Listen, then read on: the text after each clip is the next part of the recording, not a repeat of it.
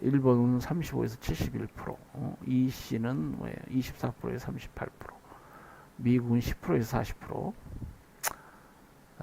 자, 개발도상국의 경우는 좀 관세율이 높습니다. 여기 보면 38.2%, 뭐 40.7%, 멕시코 46.2%, 싱가포르는 의외로 낮네요. 그 6월 전 우루과이 라운드 이전엔 0.4%인데 오히려 이건 올랐네요. 예. 한국은 어째요? 한국은 지금 관세율이 우리나라는 그 당시에는 이제 WTO 창설 당시에는 개도국으로 분류가 되었죠. 18.0%였는데 8.3%로 줄었어요. 인하율이 54%에 해당이 됩니다. 체제전환국은 이제 동구권 국가인데 비교적 관세율이 낮네요. 그리고 인하율이 뭐 38%, 30% 이렇게 됩니다.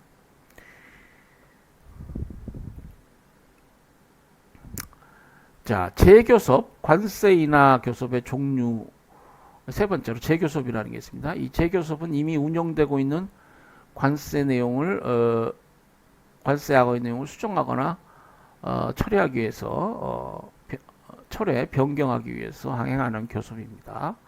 이건 아까 나왔죠. 일단 장어된 관세는 3년의 기간이 경과되어야 수정 철회가 가능하고요. 1년마다 정기적으로 재교섭을 할 수 있습니다. 그렇지만 특별한 사정이 없는 경우에는 기간에 관계없이 재교섭할 수 있어요.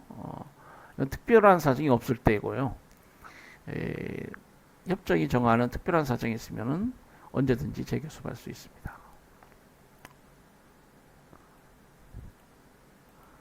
자, 관세 관련해서 관세 평가란 개념이 있습니다. 관세 평가란 수입 상품의 과세 가격을 결정하는 일련의 절차나 방법을 의미합니다. 말씀드린 대로 이 관세라는 것은 과세 가격 곱하기 관세율인데 과세 가격을 나라 회원국들이 합리적이고 적정하게 그 방식 합리적이고 적정한 방식에 따라 행해 주셔야 됩니다. 그렇지 않으면은 낮은 관세라는 게 의미가 없어요. 낮은 관세율이라는 게. 그래서 그 관세 평가 관련해서 이 과세 가격 이것을 제2의 관세율이라고 하는데요.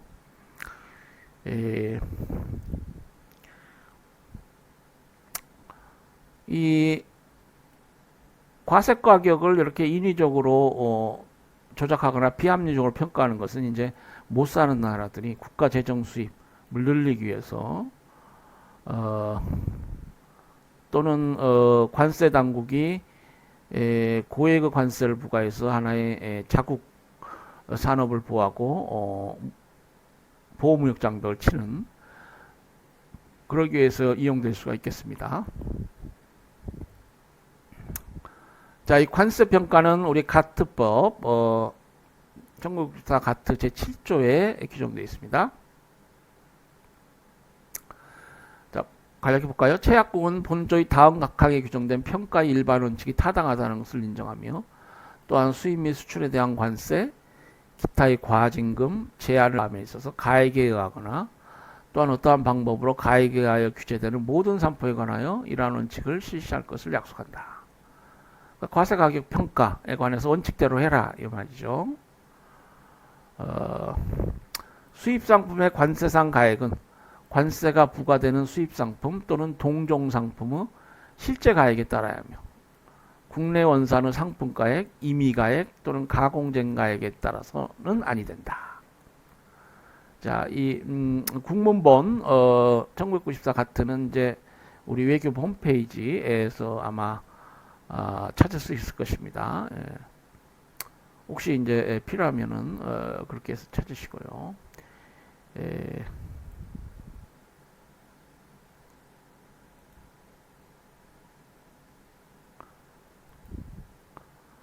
실제 가액에 따라서 과세 가격을 정해야 된다. 상품 가격을 정하고 그것을 이제 과세 가격으로 하게 되죠.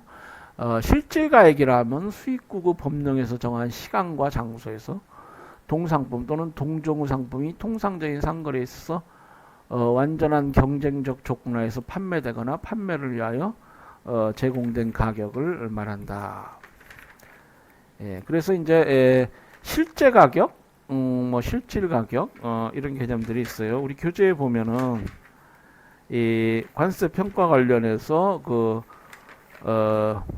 제1평가 방법, 제2평가 방법, 뭐 제3평가 방법 쭉 있습니다. 146페이지 표 5-4를 한번 보세요. 예. 그래서 여섯 가지 평가 방법이 있고 그 평가 방법 순위에 따라서 평가를 하고 이제 후순위는 우선순위 평가 방법이 불가능할 때 이때 이제 적용하게 되는 것이죠.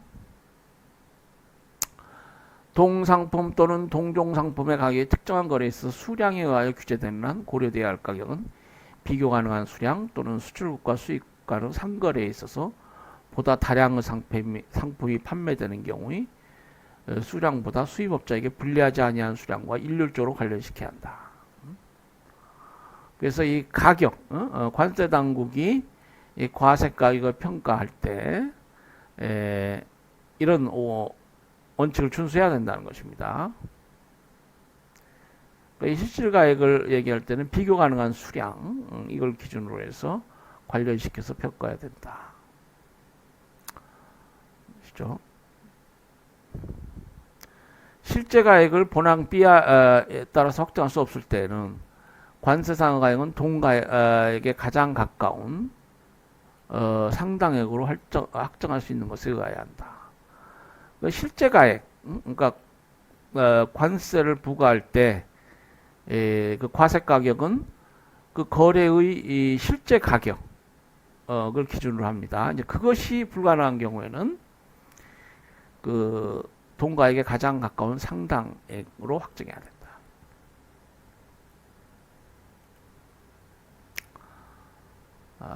그래서 보면은 이제 사망의 수입 상품의 관세상 가액에는 원상국 또한 수출국에서 적용되는 내국세로서 해당 수입 상품이 면제된 것, 또는 상환에 의하여 경감되었거나 경감될 금액, 세 면제된 세액 이런 것들은 포함해서는 안 된다는 것이죠. 지금 이게 사망입니다. 이게 여기 와 있어야 돼요.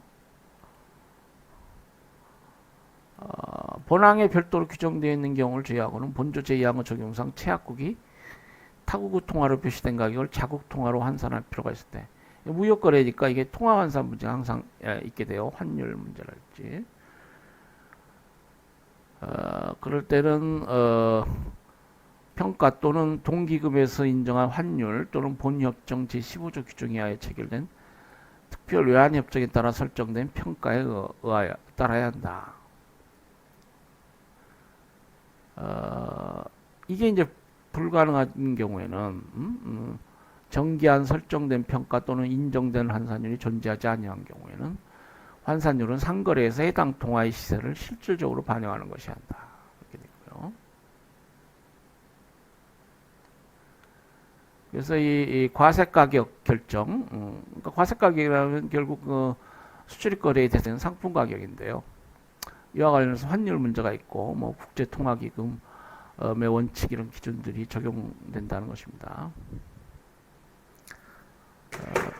그래서 외국 통화의 가치를 실질적으로 반영해야 되고, 뭐 그와 관련한 교환 규칙이 있으니까 그걸 뭐 적용한다 할 수 있겠어요.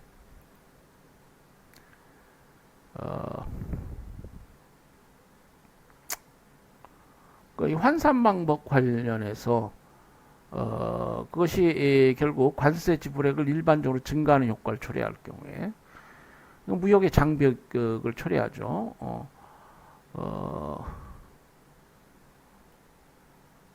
그렇긴 하지만 그렇다고 하더라도 최약국에 대하여 환산 방법을 변경하도록 요구하는 것으로 해석되어서는 안 된다. 그러니까 그 원칙에 따르면은 이게 관세가 높아진다. 그렇다 하더라도 그러면은 그 환산 방법을 변경하라 이렇게 요구하는 것으로 해석해서 안 된다는 것입니다. 자, 그 관세 평가는 이제 과세 가격을 적정하게 평가해야 된다는 것인데 결국 이제 무역업자가 보다 저율의 관세로 예측 가능한 자신의 무역거래 관해서 예측 가능성을 가져야 됩니다. 저율의 관세로 이게 교육되면 좋고요. 그러니까 무역업자가 상당한 확정성을 가지고 관세상의 가액을 추정할 수 있도록 이 관세 평가에 관련한 여러 법, 뭐 제도 이런 것들이 충분히 공표돼야 한다. 그러니까 요즘 그 E-가버먼트라고 해서 정부가 그 자신의 행정 영역에 있어서 관련 이해관계 당사자들과 소통을 많이 하죠. 그러니까 여러 방식으로 이게 공표되고 또 그것이 문명국의 법원칙, 헌법원칙, 뭐 적법절차원칙이랄지 뭐 이런 원칙에 따라서 그것이 마련돼야 되고 그럼으로써 이제 무역업자 그 상인들이죠. 시장에서의 그 무역업자 상인들이 하나의 그 예측 가능성, 이 법 체제에 따라서 내 무역이 이렇게 되겠다. 예측 가능성, 그리고 법적 안정성, 이것이 담보받아야 된다는 것입니다.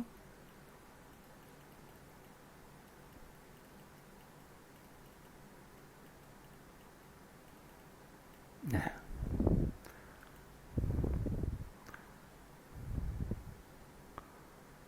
예, 관세평가의 의의.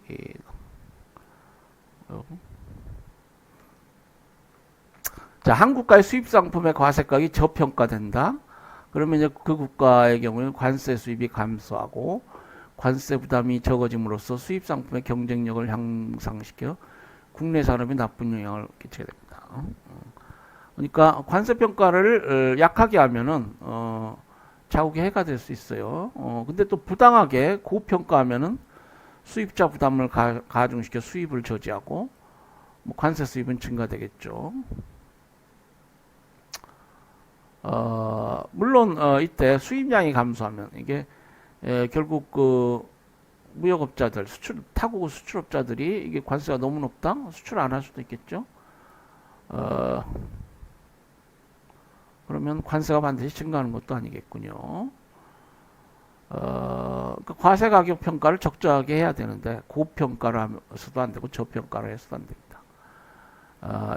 이렇게 합리적으로 평가하지 않게 되면 시장의 왜곡을 초래하고 불공정한 무역이 되고 수입자에 의한 국제 이전 가격 조작을 통한 조세 회피를 할 수 있는 그런 여지를 제공할 수 있게 되는 것입니다. 그러니까 이 관세 평가 제도가 합리적이어야 되고요. 이것이 객관적이고 통일성 있게 그 회원국 간에 객관적이고 통일성 있게 돼야 됩니다. 그래서 지금 이 관세 평가는 1947년도 가트가 만들어질 때 제7조에 규정되어 있었는데요. 그 후 쭉 시간이 지나면서 이 독립된 관세 평가 협정이 만들어져요. 이 한 조항 하나로는 이제 부족하다. 점점 국제무역이 발전하고 세계 시장이 확대되면서 그 시행상 이제 어떤 보완 이런 것도 필요하겠죠. 그래서 관세평가 협정은 이제 원 협정명이 Agreement on Implementation of Articles of the GATT 1994 가트 제7조 시행에 관한 협정으로 되어 있습니다. 자, 그러면은 그 가트 제7조 내용은 어떻게 되느냐? 첫째, 수입 상품의 과세 가격은 당해 상품의 실제 가격에 의하여야 하며 수입국의 국내 상품 가격이나 자의적 혹은 가공적인 가격에 의해서는 안 된다. 아까 나왔죠? 실제 가격. 실제 가격이 확정되지 않은 경우에는 실제 가격에 가장 가까운 가격을 과세 가격으로 해야 한다. 이것도 아까 조항에서 봤죠? 여기서 실제 가격이라 하면 수입국의 법령에서 정하는 시점과 장소에서 당해 수입 상품이 통상적인 거래 경로를 통하여 완전 경쟁 조건에서 판매되는 가격을 말한다. 과세 가격은 거래 가격을 기초로 하되 당해 거래의 실제 사정을 고려하여 결정할 수 있다. 수입자가 부담하는 수수료나 중개료 및 라이선스료 등도 과세 가격에 포함하거나 반대로 수입 후 그러니까 조립 비용, 유지 비용, 운송 비용, 소비세 등은 제외할 수 있다. 수입 후 비용은 과세 가격에 보통 포함 안 하죠. 수입자가 부담하는 수수료, 중개료, 라이선스료는 포함이 보통 됩니다. 자, 둘째, 원산지국이나 수출국에서 부과되는 내국세 면제액이나 환급액을 과세 가격에 포함시켜서는 안 된다. 아까 나왔죠. 셋째, 물품 가격의 자국 통화 환산 시 확률은 IMF 가입국의 경우는 IMF가 정하는 평가나 IMF가 인정하는 외환 시세에 의하여 하고 IMF 비가입국의 경우에는 가트와의 특별 외환 협약에 의한 평가를 따라야 한다. 이렇게 돼 있고요. 아까 나왔습니다. 넷째, 물품의 과세 가격을 결정하는 기초와 방법은 안정되어야 하며 무역업자가 상당한 확실성을 갖고 과세 가격을 추정할 수 있도록 충분히 공표돼야 한다. 나왔죠? 자, WTO 관세 평가 협정 내용, 가트법 제7조가 이렇게 되어 있는데 이 7조를 보완하기 위해서 관세 평가 협정이 마련되었다고 그랬습니다. WTO 관세 평가 협정에서도 가트 제7조와 마찬가지로 관세의 과세 가격은 가능한 당해 물품의 거래 가격을 기초로 한다. 이걸 원칙으로 갖고 있고요. 그러니까 지금 가트법 7조에 따라서 그 거래 가격, 당해 거래 가격이 이제 과세 가격이 되는데 이것을 결정하기에 불가능한 경우가 있다. 그러면 이때 적용할 수 있는 또 다른 5가지 방법을 이 관세 평가 협정에서는 규정하고 있습니다. 제1평가 방법, 제2, 제3, 제4, 제5, 제6 평가 방법. 이렇게 6가지 평가 방법이 있어요. 제1평가 방법은 이제 당해 물품의 거래 가격. 그러니까 이게 제1평가 방법이죠. 가트법 제7조에도 있고요. 그 해당 무역거래, 관세를 부과하려는 해당 무역거래의 거래 가격이 됩니다. 그 당해 물품의 거래 가격을 확인할 수 없다. 그러면 동종 물품, 그와 똑같은 물품이 실제로 다른 사람들 사이에 시장에서 어떻게 거래되느냐, 그 거래 가격이 두 번째가 되고요. 동종 물품이 없을 수도 있습니다. 그런 경우에는 유사 물품, 특히 뭐 개인적 특성이 강한 뭐 디자인이 된 뭐 그런 상품이랄지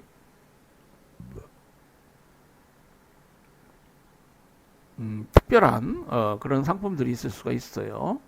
그럴 때는 그와 비슷한 유사 물품의 거래 가격 기준이 됩니다. 물론 1평가 방법이 가능한데 3평가 방법을 적용하면 안 되겠죠. 다음 제4평가 방법은 이제 당해 물품의 공제 가격이 됩니다. 공제 가격. 그러니까 역산해 가지고 최종 판매가액에서 역산해 가지고 빼는 거예요. 일부 품목을 빼면은 관세 부과 시점에 그 상품 가격이 나올 것이다 하는 것이죠. 다음 제5평가 방법은 당해 물품의 산정 가격입니다.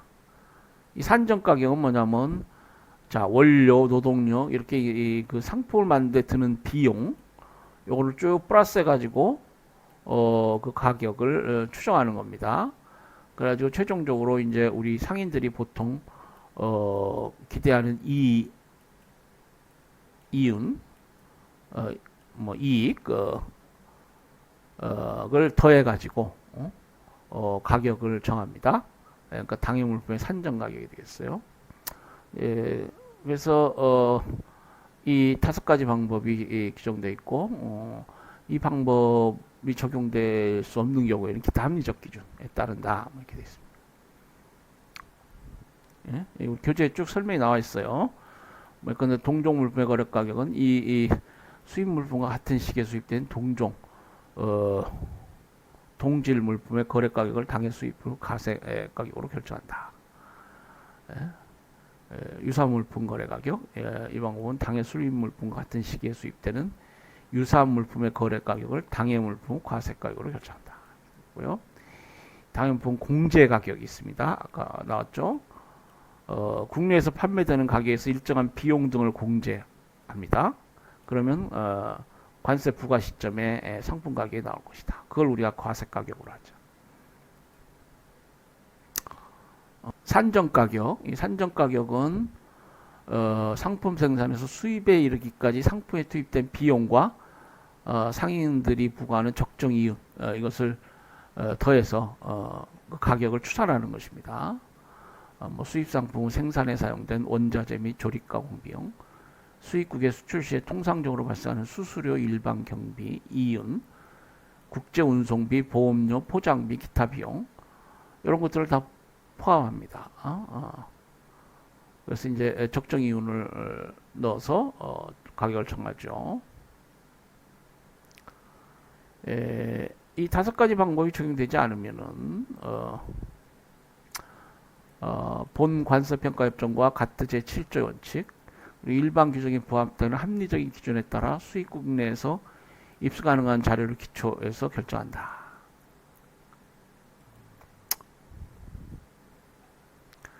이 방법은 제1평가 방법에서 제5평가 방법까지 적용 원칙을 완화하거나 확대 해석해서 결정하되 과세 가격을 결정하는데 합리적인 방법이어야 한다.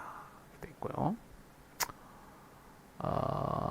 그리고 이제 관세 관련해서 또 카트법 조항이 하나 있는데 카트법 제7조입니다. 이거는 관세 행정에 관한 것인데요. 이게 1947 같으니까 뭐 이런 조항들이 있어요. 통관 수수료 및 통관 절차에 관해서 규정하고 있습니다.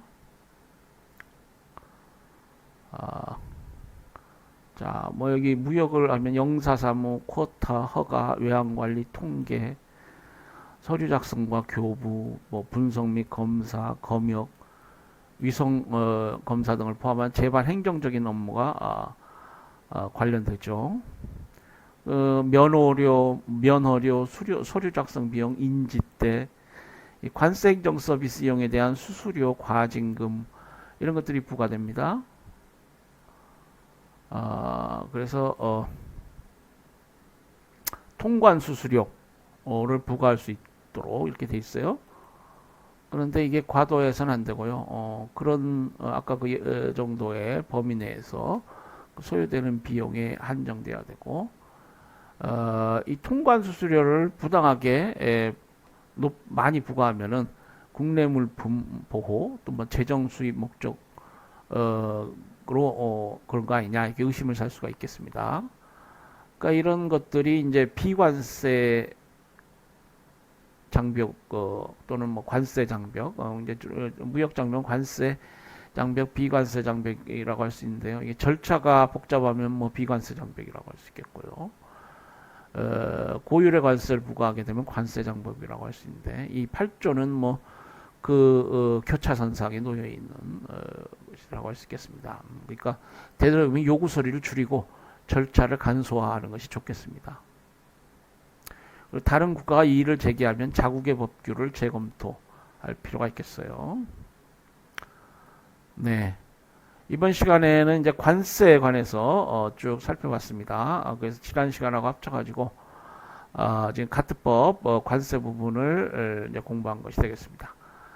다음 시간에는 이 쿼터 제도, 수입 할당 제도에 관한 공부를 하도록 하겠습니다.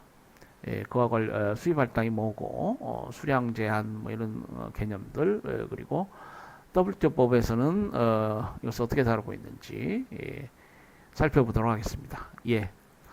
5주차 전반부 수업을 마치도록 하겠습니다. 강의 들으시라고 수고했습니다. 잠시 쉬셨다가 다음 기일인가요? 시간에 맞춰서 여러분 제가 6개로 나눠서 30분씩 해서 또 올려 놓을 테니까 강의 들으시고 공부 열심히 하시기 바랍니다. 강의 들으시라고 수고하셨어요. 다음 시간에 뵙겠습니다.